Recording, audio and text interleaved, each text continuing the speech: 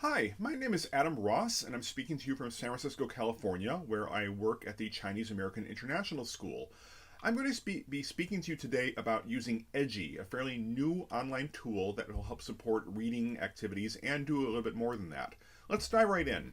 So, what is Edji exactly? Edji is an online tool for education where teachers can combine reading tasks with what they call collaborative annotations, focus on texts, images, or PDF files. Well, what's a collaborative annotation? This is an example of a task where students work collaboratively to engage with the text in a number of different ways. Teachers can create tasks for students' spoken and or written output, which may or may not be viewable by other students within Edji. And there are rich opportunities for formative assessment within Edji, or even summative assessment if you wish, and ways to give easy feedback. If you wish to learn more from the Edji website, they have a What is Edji guide. There's a link there for you. It's easiest just to do a Google search for What is Edji guide, and it'll come right up for you. So here's some examples. Here's probably the basic way of engaging with Edji with a reading task. I teach Chinese, obviously, at Chinese American International School. Here's an example of a small text that I used to share with my high school students in an online course that I taught several years ago.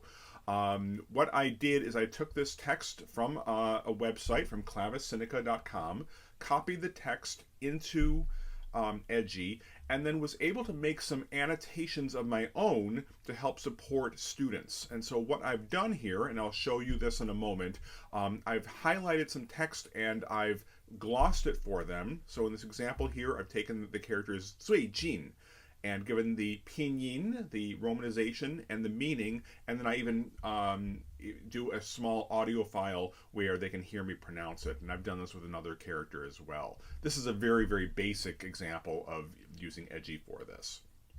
If you want to take a look at this example, just type into your browser edji.it/3knw, and you can see how this works. And we're going to go over there right now. So if you've gotten over to this page, you can see how easy it is to share Edji pages with your students. They don't necessarily need to have an account. They can use a guest account, and you've probably logged in that way. Here's an example of what I've done just to do some simple glossing. You can see here that I've highlighted the very first two characters of this text, and it's highlighted it with AR, my initials, as the teacher. As a student, or even myself as a teacher, if I click on this, it'll show what I've highlighted, and I show that I've highlighted this as the pronunciation being 最近, meaning recently. And I even use have included a sound file here where I pronounce for my students what this means.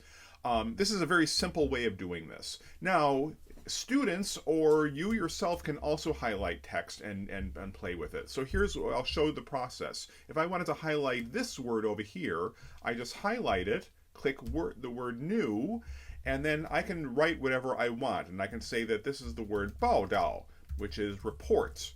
And then I can also do another sound file as well. If I click the add recording, and then go ahead and click start. Getting ready, set, go. 报道. And then it'll take a couple seconds to process, and then my sound file is there, and it's all done. And then that is all you need to do to add new collaborative annotations. The student's process will be exactly the same. And it's very easy to look at all of the annotations that have been done. There's just 2 so far, but as other people will add in, there will be more and more things in this page. So let's take a look at the same reading text with a little bit more markup in it. I actually shared this text with a group of Chinese teachers as a demo and asked them to ask as students replying to a number of prompts that I gave them. The first task I modeled for them, where I acted as my alter ego, Justin Tsai, a student studying Chinese. And if I scroll over the JC, you'll see Justin pops up here, and you'll see the text that he, or myself in this case, highlighted. Here it's underlined. When you click on the JC, what Justin inputted pops up. And in this case, Justin highlighted the text and made an audio recording. What I essentially did was I was proving that I could actually read the text aloud, which is a challenge in a language like Chinese. Let's take a listen to what I recorded. 作为一个正在读书的研究生，我认为这样的观点是有问题的。So that's a pretty simple task. I'm just simply asking students to read aloud certain parts of a task. It doesn't necessarily fulfill a necessful, actful, can-do statement. But what I did with the teachers is I asked them to read further in an interpretive reading task and then to do a little presentational writing where I asked them to select a sentence and then to make a statement whether they agree or disagree with what was in that sentence. So if I scroll over the S, this student highlighted a sentence later on in the text and then wrote a statement in Chinese saying, I don't exactly agree, and then added a supporting statement.